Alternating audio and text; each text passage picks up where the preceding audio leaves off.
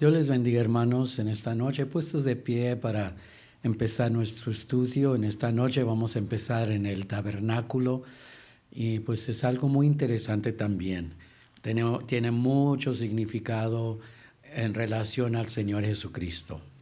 Dice en Éxodo, el capítulo 25, voy a leer los versículos 2 al 9.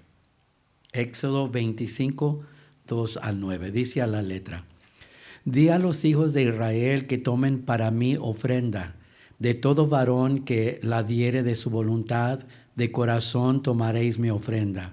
Y esta es la ofrenda que tomaréis de ellos: oro y plata y cobre y jacinto y púrpura y carmesí y lino fino y pelo de cabras y cueros de carneros teñidos de rojo y cueros de tejones y madera de sitim, aceite para iluminarla, especies para el aceite de la unción y para el sahumerio aromático, piedras de onix y piedras de engastes para el efod y para el racional, y hacerme aún un santuario, y yo habitaré entre ellos. Conforme a todo lo que yo te mostraré, el diseño del tabernáculo y el diseño de todos sus vasos, así lo haréis. Amén, oremos. Padre. Muy bien, nomás quiero mencionar, no voy a predicar, ¿ok? Así es que nomás mencionar unos puntos. Primeramente, sabemos que lo material es importante en la iglesia, ¿verdad? Pero no es lo principal. No, sabemos que tiene que haber un balance, tiene que haber una manera de cómo uno recoge aquella ofrenda, tiene que haber la enseñanza sobre lo que el Señor pide de nosotros. Así es que viéndolo de esa forma, en esa manera, podemos ver cómo Dios también le dijo a Moisés que pidiera una ofrenda del pueblo. Era el pueblo de Israel. Ahora recuérdense, son miles de miembros de esa nación, miles, ¿verdad? Cuando salieron, y ahorita pues es en el viaje que salieron de Egipto, eran 600,000, que es más de 500,000 de hombres, aparte de las mujeres y los niños. Así es que vamos a decir posiblemente unas 500,000 de familias. Entonces se imagina una ofrenda que pudiera recogerse en esa forma, pero también fíjense en el trabajo que se va a hacer. Se va a hacer una iglesia, un templo, por decirlo así, aunque va a ser movible, de materiales, por ejemplo, cortinas de material. Entonces es un gasto tremendo, pero vemos cómo el pueblo respondió. Y cuando estaba viendo esto pensé, esa es visión, ¿verdad? Los hermanos responden, gracias a Dios por ello. Y no solamente los que están aquí, sino que también hay hermanos que nos apoyan, saben de una necesidad, hay actividad, también algunos aportan.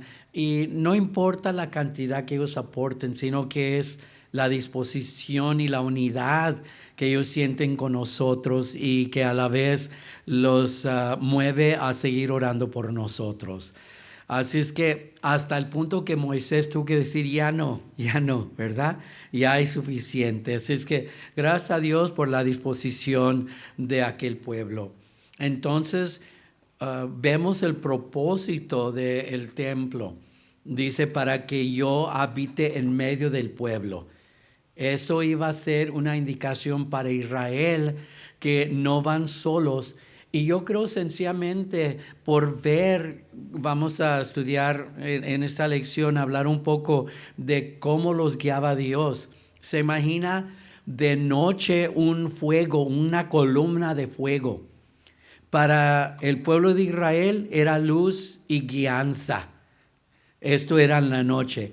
Para el pueblo enemigo era un horror para ellos ver aquella columna y ver el poder de Dios del pueblo de Israel. Y hay que recordar, cuando entran a conquistar a Jericó, mandan espías y entran en la casa de una mujer ramera, una mujer llamada Rahab, y vemos como ella les dice, el pueblo está con temor porque hemos oído el poder de su Dios. Si es que sirvió como un testimonio. Y en el día, una columna, ¿verdad? Como de nube que servía de protección para el pueblo de Israel, ¿verdad? De los rayos, andaban por el desierto.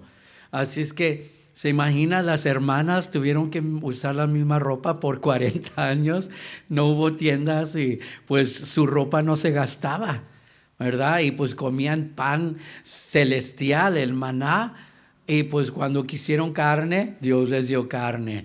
Si es que vemos que Dios estuvo con ellos y sencillamente eso fuera suficiente para que el pueblo tuviera aquel temor, aquella reverencia a Dios.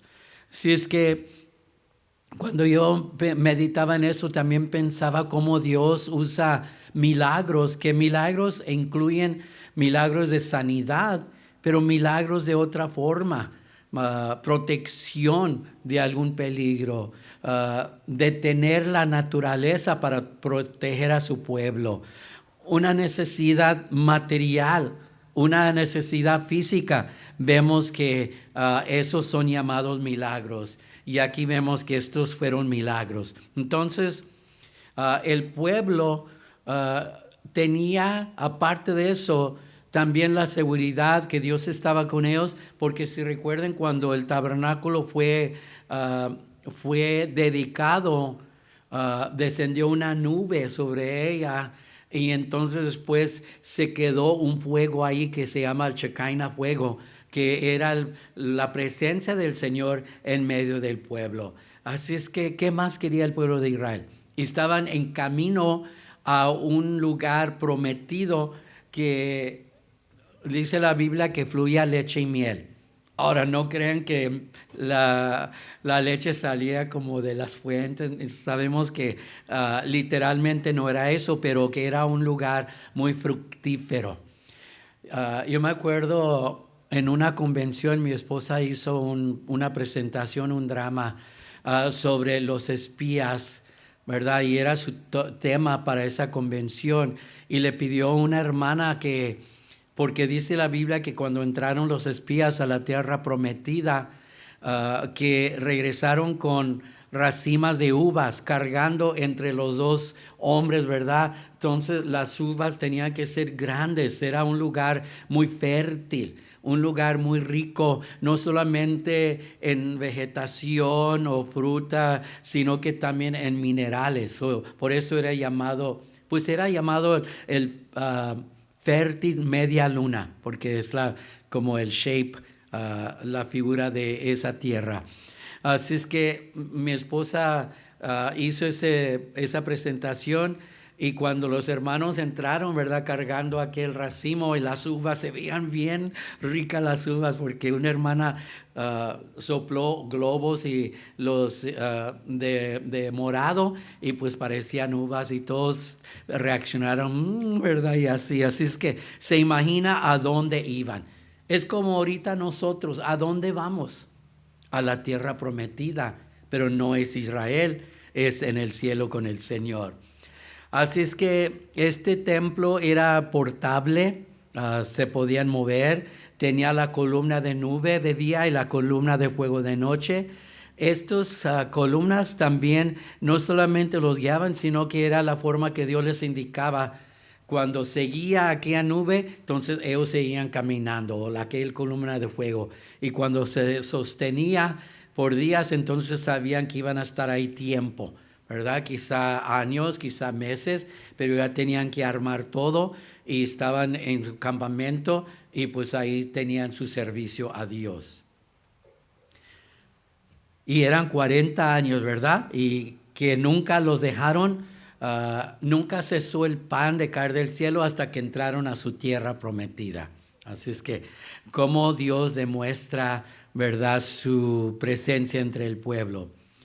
El tamaño del tabernáculo, the size of the tabernacle, the atrio, we can say, here we don't have an atrio, ¿verdad? Because it's just the buildings, ¿verdad? And the parking. But most churches have a yard, un atrio, ¿verdad? A courtyard. And la medida de eso era 150 pies de 75 de ancho. So, lo que era la yarda, el atrio, estaba bastante grande, 150 pies por 75. Aquí yo creo son, ¿qué? 50 por 60, si acaso, ni tanto, ¿verdad? Por ahí, ¿verdad? Pero se imagina. Y luego lo que era, si recuerdan, lo que era el templo en sí estaba dividido en dos partes por dentro. El lugar santo, que era la parte de la congregación, medía 15 por 30. No era muy grande, pero es que día y noche estaba funcionando esto. Y el lugar santísimo, el lugar acá, era 15 por 15, que es medio reducido, ¿verdad? So the size of the tabernacle, the courtyard was 150 feet long by 75 feet wide. The holy place, which is the area of the congregation, was 15 by 30. And the Holy of Holies, which was this area that was set apart by curtains, and just once a year the high priest would enter, that was 15 by 15. Okay. El siguiente tenemos un diagrama, está acá arriba también para los hermanos en línea. Si se fijan, el cuadro alrededor, ese era la cerca para el atrio. Okay, it was the fence for the courtyard. Okay. Si se fijan, cuando al lado derecho es la única entrada, no hay otra entrada por ahí. Y más adelante vamos a ver por qué era nada más una entrada. Lo primero que veían era el altar,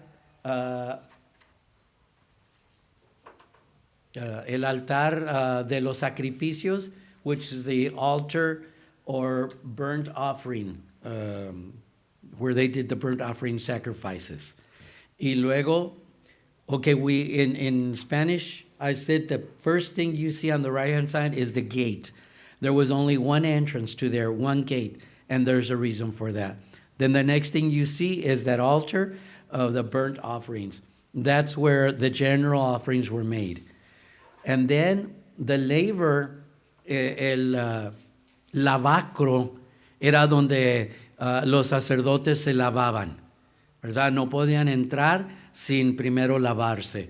So vemos el altar y lo lavacro. Y luego tenemos la entrada a lo que era ya el tabernáculo, que vamos a decir era el templo. Muy bien. Y adentro, junto con lo que es el lugar santo y lugar santísimo, si se fijan, a la mano derecha está la mesa del pan. Cada día los sacerdotes tenían que cambiar ese pan. Más adelante vemos el significado. Al cruzar de ahí está el candelero o candelabra, y se tenía que mantener eso prendido. Era trabajo también de los sacerdotes. Y luego al frente estaba el altar de incienso. So we see on the right-hand side is the table of the showbread that was changed daily by the priest. That was part of their job.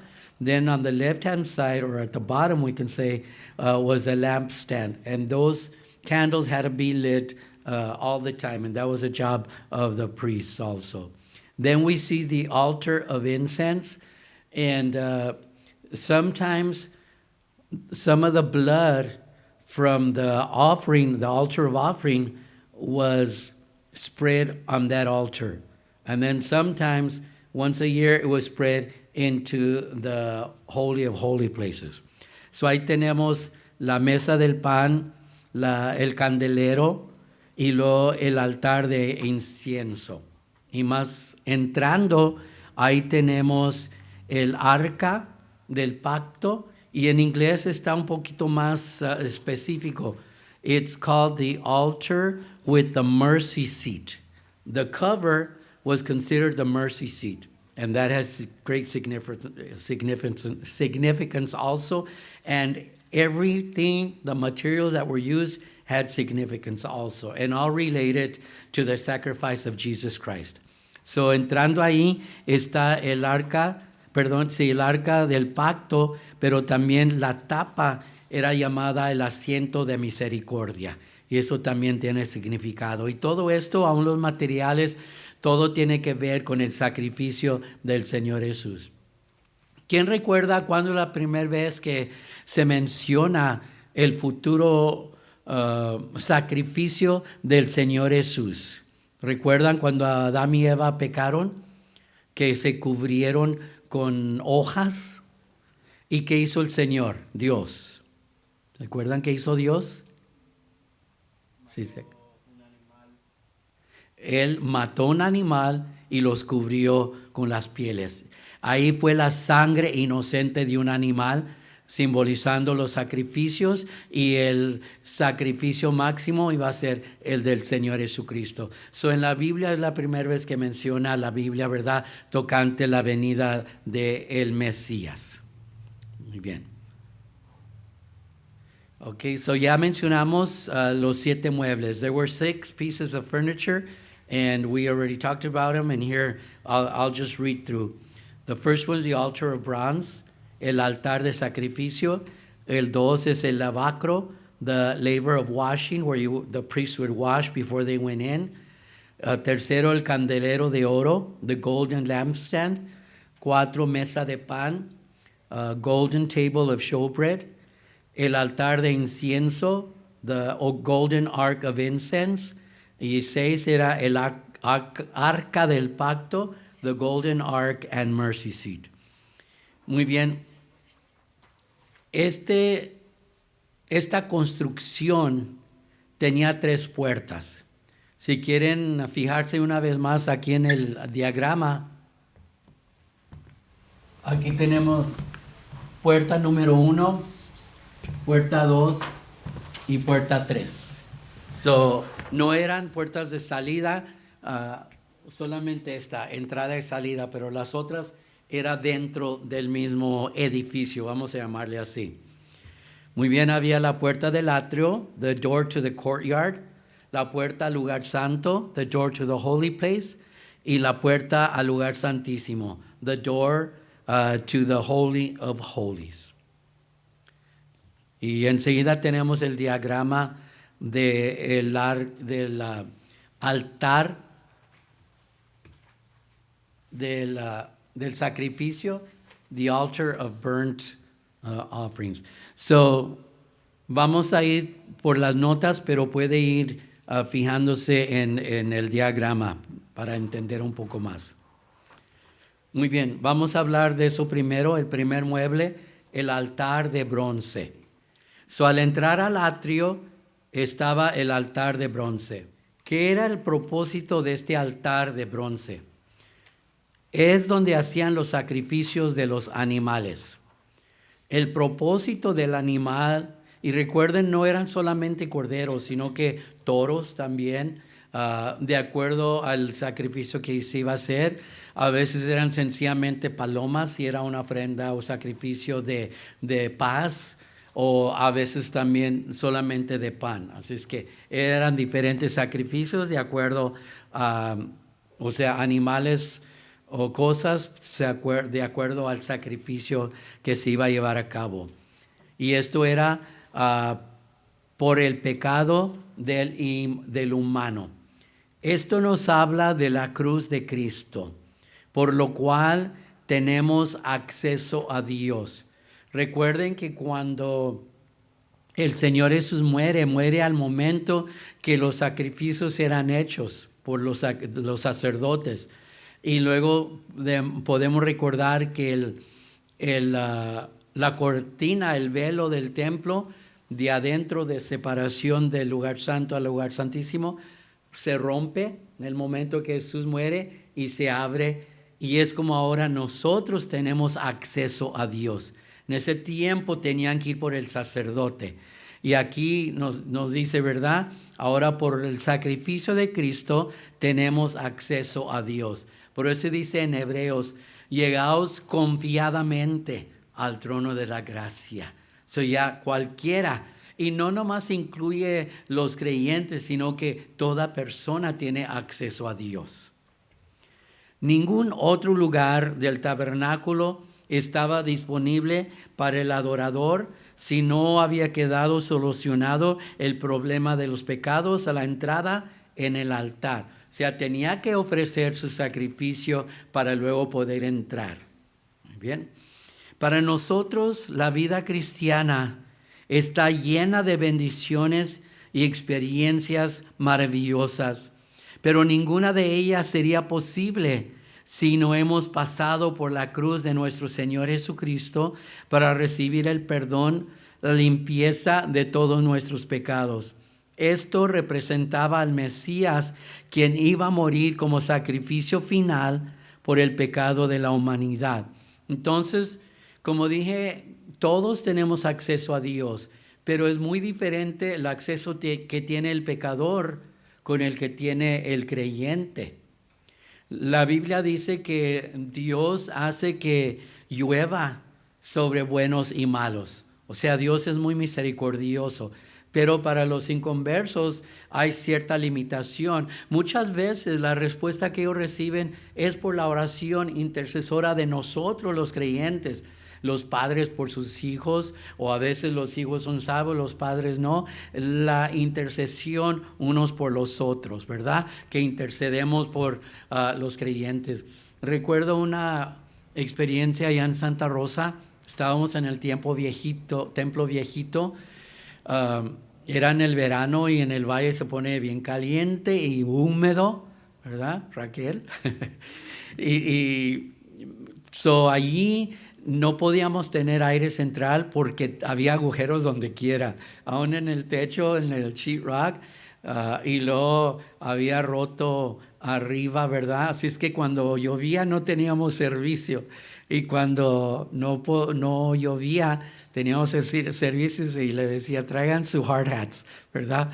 Porque sí estaba muy decaído el templo. Me acuerdo en una ocasión me subí al techo y estaba desenrollando un rollo de teja de esos que están enrollados para ver si ayudaba a proteger un poco. Y la hermana vecina, o sea, la vecina era una hermana, y me vio y salió, hermano, ¿por qué andas solo? ¿Verdad? Que yo andaba solo y dije, hermana, es que es peligroso y no quiero que nadie más se lastime. No, hermano, no está bien, ¿verdad?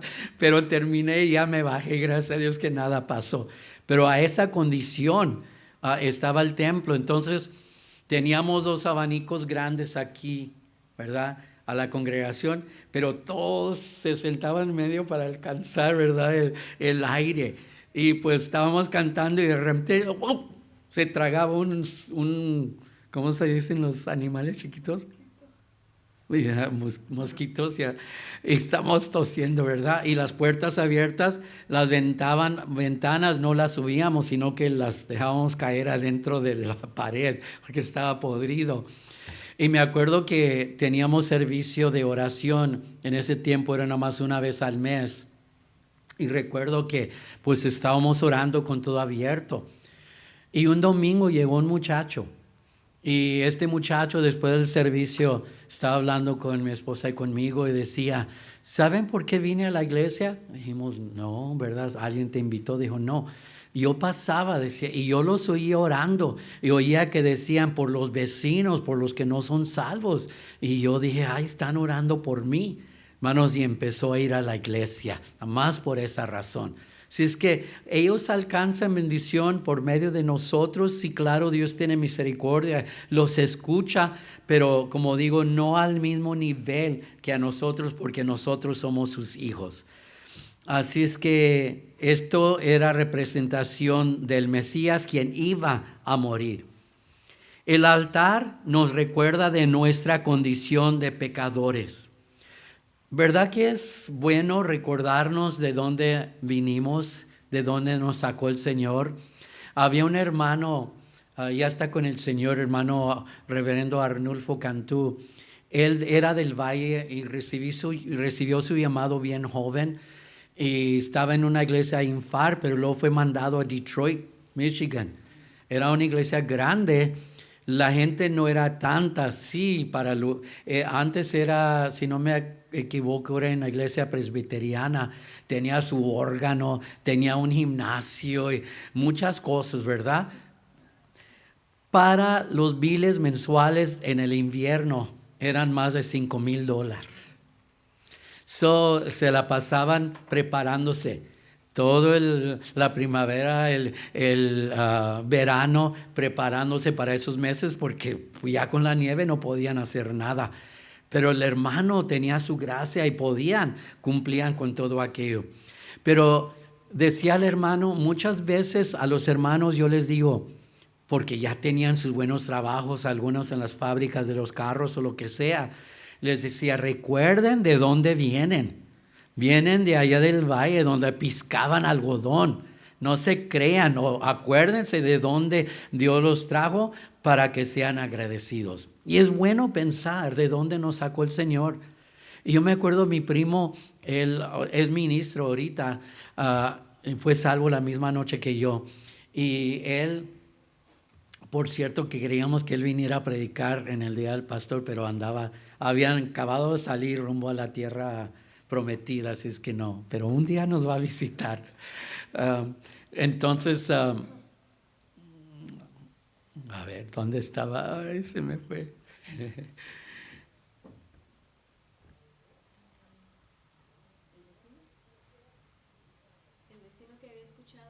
Ok, y por medio de eso la oración y no recordar.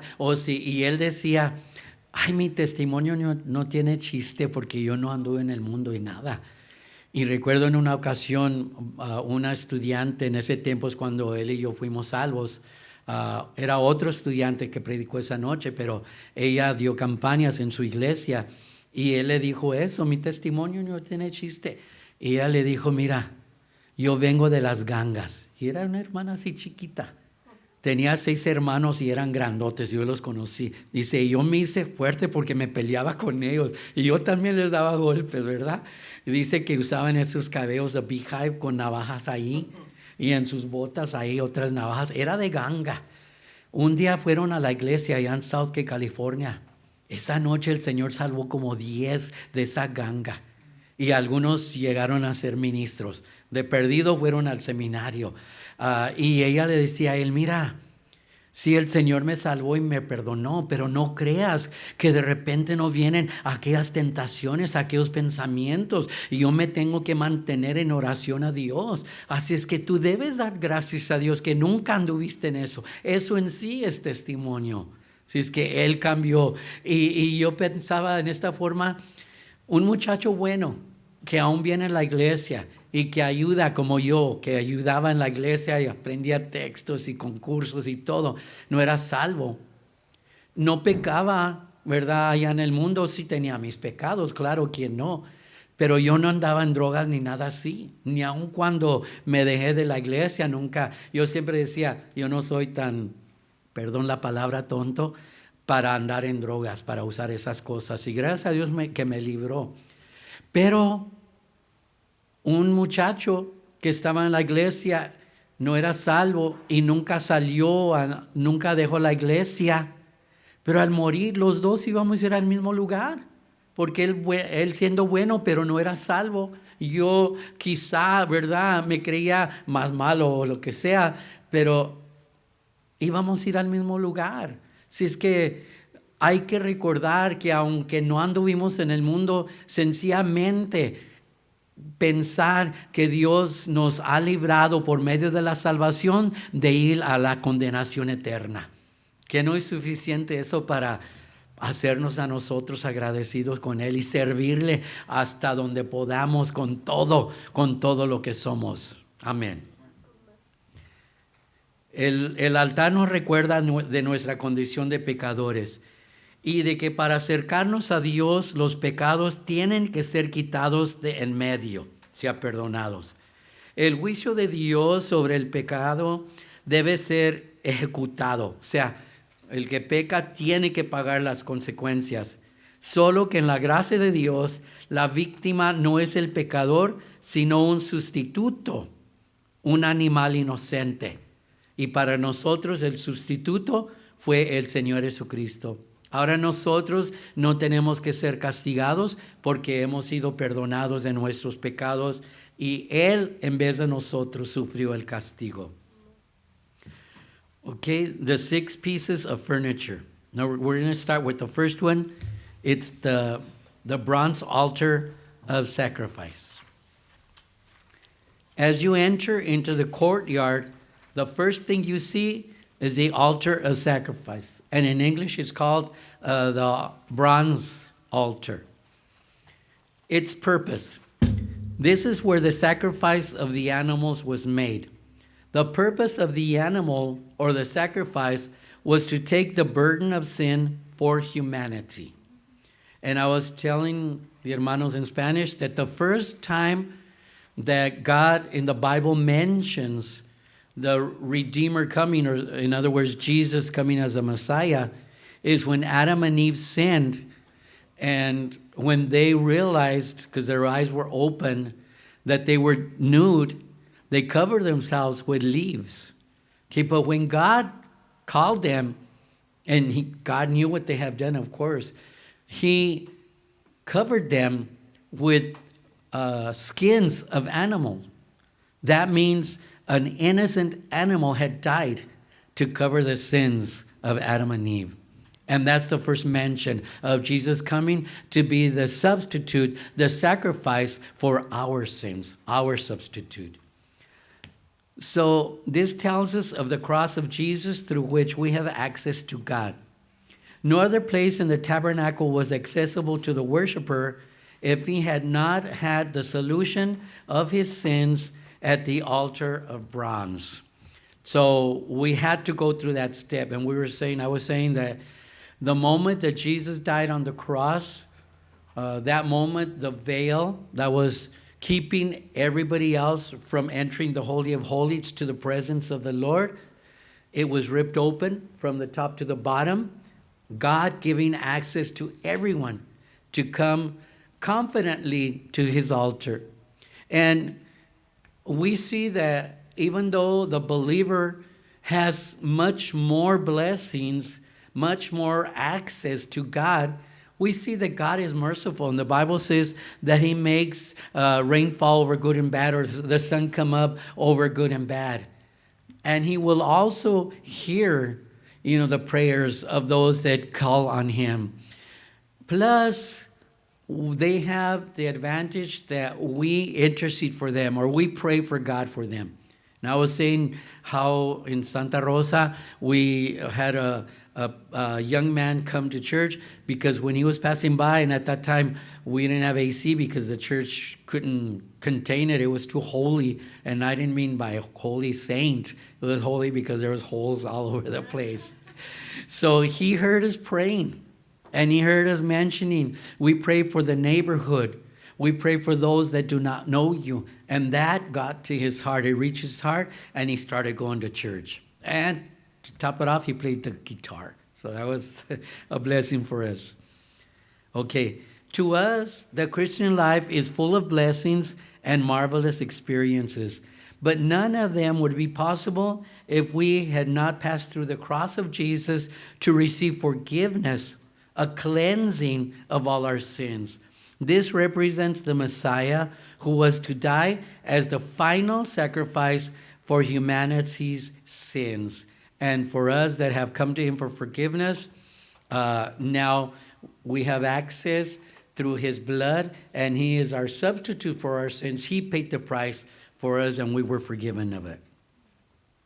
To us, okay, I read that. For us, the Christian life, I read that too, right? Okay. The altar reminds us of our condition of sinners. And I was saying how it is very important to remember where the Lord brought us from. I'm not saying that we were all lost, in the ways of the Lord in the form of drugs or other things, but we were all redeemed from eternal condemnation. So even though we weren't a sinner by doing that, but we were a sinner because we didn't have Jesus Christ as our personal Savior. And we were all born under that first original sin. So we must remember what God has freed us from that eternal condemnation.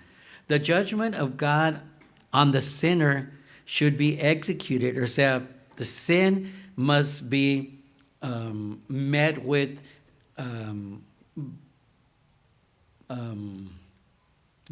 by judgment and receive the consequences. But we are freed from those consequences because we accepted Jesus Christ as our personal Savior. The judgment of God on the sinner should be executed, and only through the grace of God. Grace is that favor that we don't deserve from God. The victim is not a sinner, but a substitute, an innocent animal. And we know Jesus, the Bible says, he became sin, but not having sinned. But he had the sins cast on him.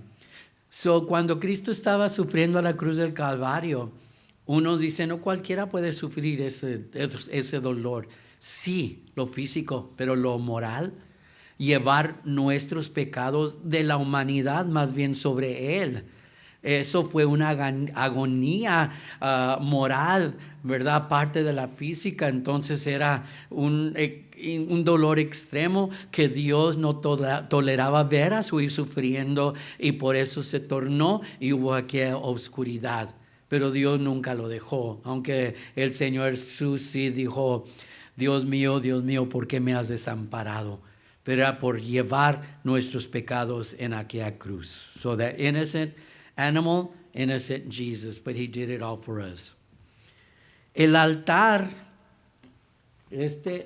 está hecho de madera de acacia, pero forrado o recubierto de bronce, que también nos habla del Señor Jesús. La madera nos demuestra su humanidad, porque la madera es más frágil, ¿verdad? Menos resistente. Entonces, la humanidad del Señor Jesús. Y el bronce muestra su condición de Cordero de Dios, puesto bajo el juicio de Dios, bajo la herida de Dios por causa de nosotros.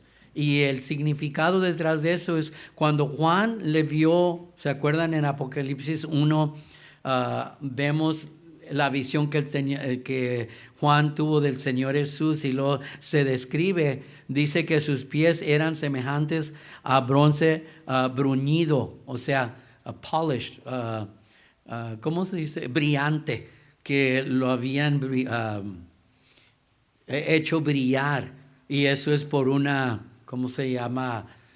Una procesión o un proceso, ¿verdad? Que envuelve el tallar fuertemente. Entonces está simbolizando, ¿verdad? Aquella condición del Señor Jesús como el Cordero de Dios. Y nos dice que esto también indica que había pasado por el juicio de Dios. El altar era perfectamente cuadrado. Tenía 5 codos de longitud y 5 de anchura. Esto significa la perfección, o sea, un cuadro es perfecto, la perfección de la salvación de Dios, el plan de Dios. No era que, esto falló porque el humano desobedeció a Dios. No, era todo parte del plan de Dios, y ya tenía su siguiente paso. Así es que demuestra la perfección de lo que era la salvación de Dios. El 5 es el número de la gracia y de la redención. Sabemos que el número 7 nos demuestra el favorito de Dios, porque le usan muchas cosas. 7 notas de la música, 7 colores en el arco iris. Y luego en la Biblia 7 copas, 7 trompetas, 7 sellos, y etcétera. Lo usa mucho Dios. Pero vamos a ver otra parte de eso. La gracia, acuérdense, es el número 5. ¿Qué es el número del hombre? ¿Recuerdan? 6. ¿Okay? Está menos que lo que es de Dios. Por eso Anticristo, su número es 666, ¿verdad? Si es que, porque está envuelto el 6. No recuerdo el significado porque son 3 seises, pero el diablo quería imitar todo. ¿Se acuerdan que dijimos, imitó la Trinidad también, ¿verdad? Pero la Trinidad diabólica. Su altura era 3 codos, que es el número de Dios, es decir, el altar debía satisfacer la justicia de Dios. Hay parte del carácter de Dios es que es justo. El altar tenía 4 cuernos. En las esquinas, 4 cuernos. Cuando un pecador estaba en gran aflicción y necesitaba misericordia, se agarraba de los cuernos del altar para reclamar perdón. Muy bien, así es que es simbólicamente, pero también se puede tomar literal, que cuando uno a veces está en el altar y se agarra del altar, ¿verdad? Hasta a veces golpea el altar clamando a Dios misericordia. Así el altar satisface la justicia de Dios y también la necesidad de misericordia por parte del hombre. Eso es el doble sentido, ¿verdad? La justicia de Dios que demanda un castigo sobre el pecado, pero luego a la vez demuestra su misericordia.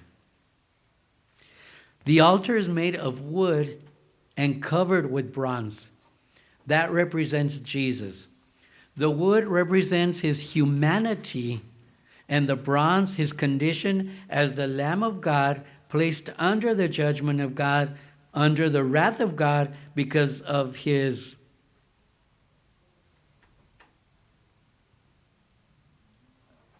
I didn't write it in. His condition as the Lamb of God.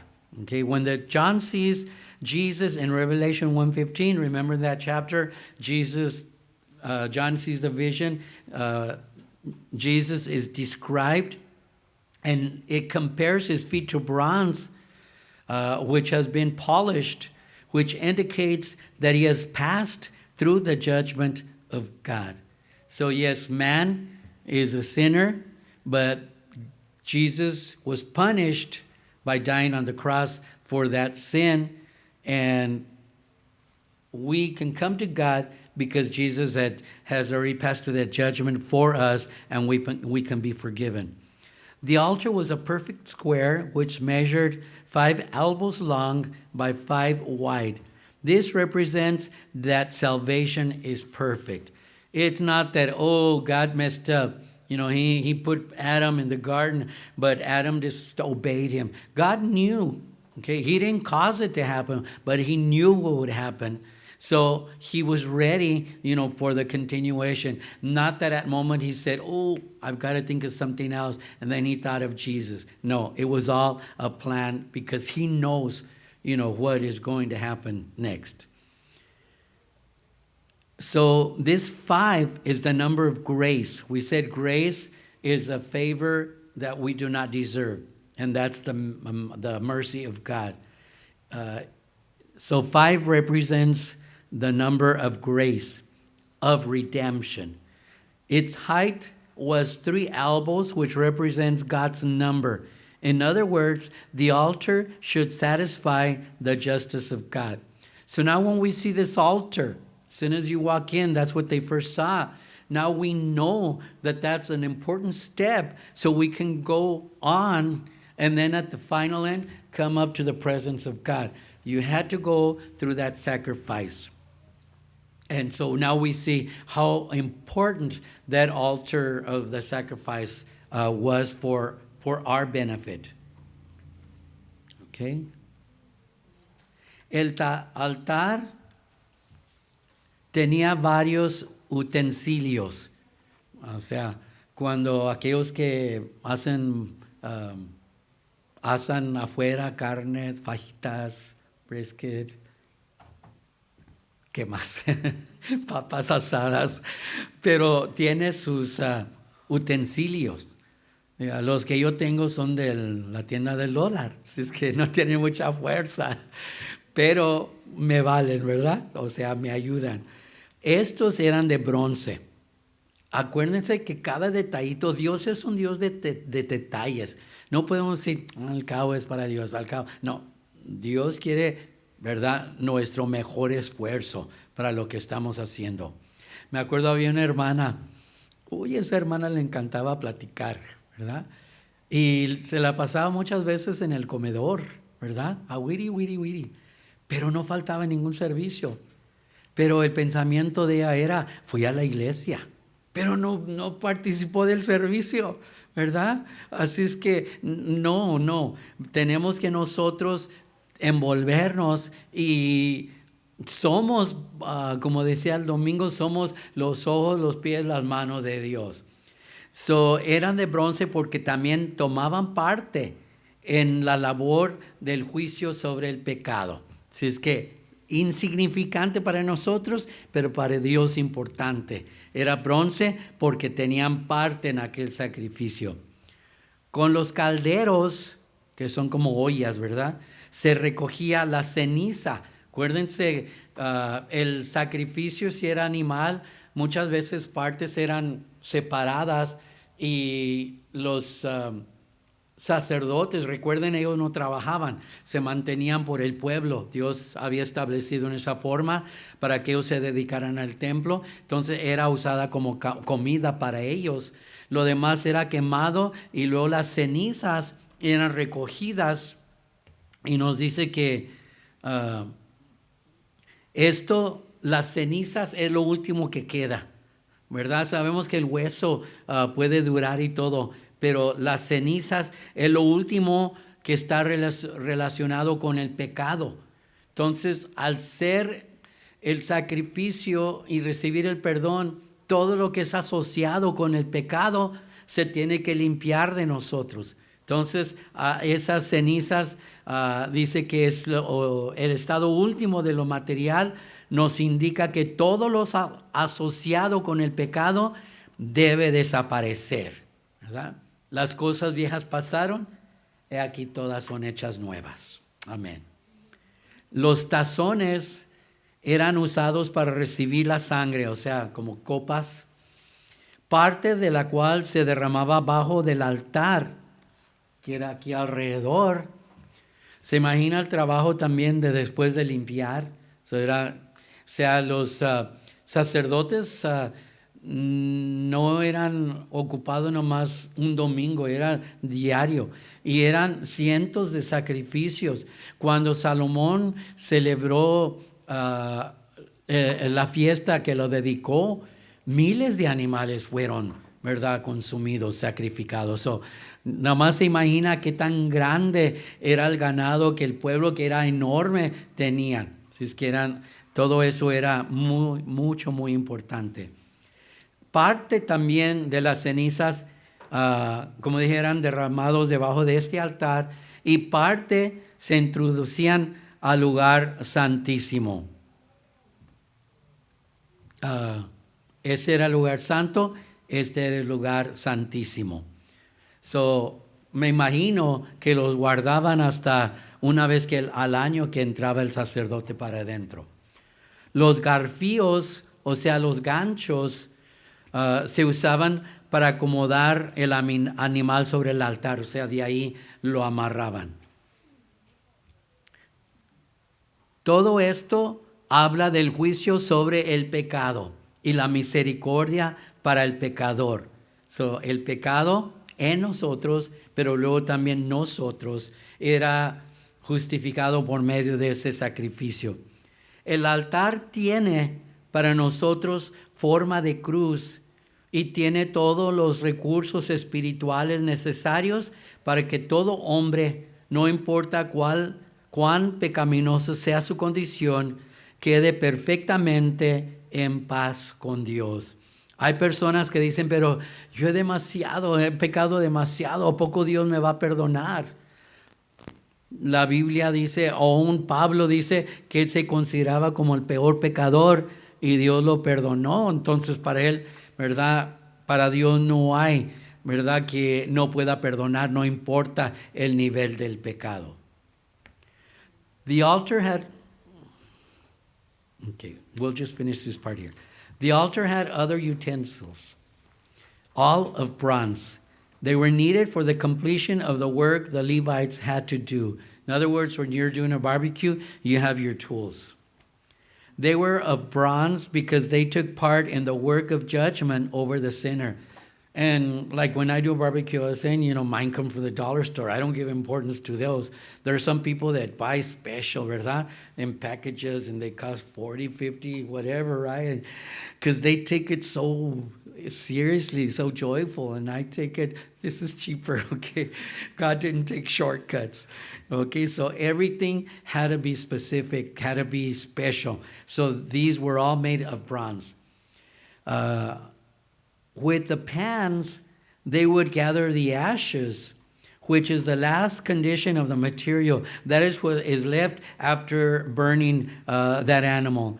We mentioned that the insides of the animal parts, I don't know exactly what parts, were saved and given to the people of the tribe of the Levites, because these were the priests, and God had given them a special place and not to work, to be dedicated, solely to the ministering and in the sacrifices, in the work. And right now we mentioned how part of their job was changing the breads, keeping the candles lit, but all washing of all these, these sacrifices, cleaning it, and many times they were up to hundreds a day. So it was involving a lot of action, So thanks to God, there was a way for this to be done. The cups were used to hold the blood, and part of it was spread below this altar, and the other part was placed inside the Holy of Holies. The hooks on the four corners at the top, let's see, where am I? Were used to hold the animal on the altar. Just imagine if it was a bull that was sacrificed, a cow, a goat, a lamb, they were more docile than they were less likely to fight, but yet they were held in place. All of these describe the judgment on the sin and the mercy for the sinner. I like the way it's said in English. It expresses, that the judgment is not actually on us. It's on the sins that we did. Okay, so the animal is taking the blame for that sin, and then the sinner is receiving the mercy. The altar has for us the form of a cross, and has the spiritual supplies needed so that the sinner, no matter how bad a sinner he was, would be made perfectly in peace with God. And some people say, but I've done too much, I've sinned too much. Paul considered himself the worst sinner. He said, of which I am the first, talking about sinners, because he persecuted the Christians. So he would take them to be judged. He would cast his vote for them to be stoned or crucified or whatever they did. So he felt he was the worst sinner, and that can make us understand that God, there's no sin too big for him to forgive.